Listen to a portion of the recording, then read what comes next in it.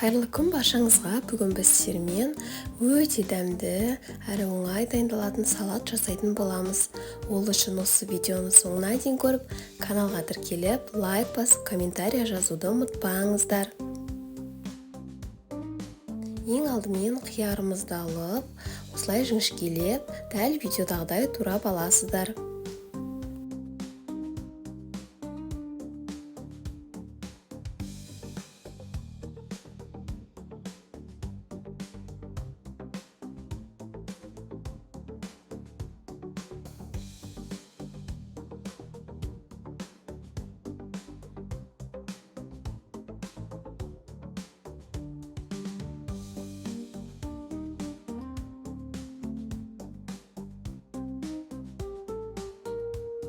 Турап болған соң келесі кезекте редискамызды алып, оны да дәл жаңағындай турап аласыздар.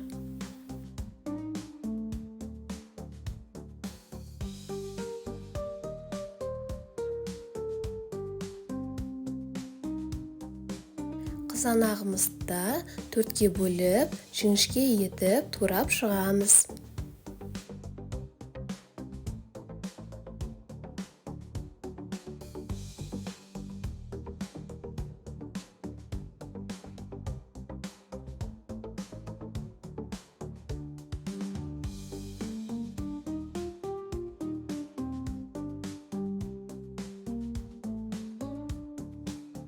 Одан кейінгі кезекте пекинский капустамызды алып, жіңішке етіп, турап шығасыздар.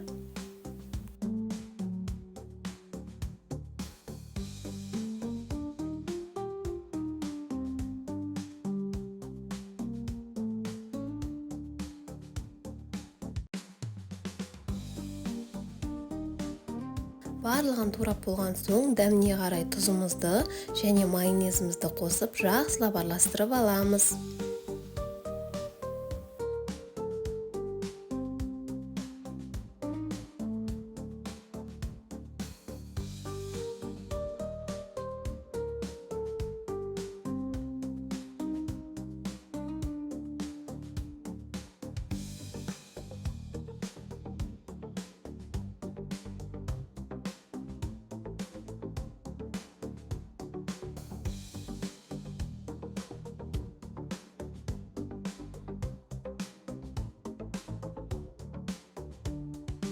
Міне біздің салатымыз дайын болды. Жасап көріңіздер.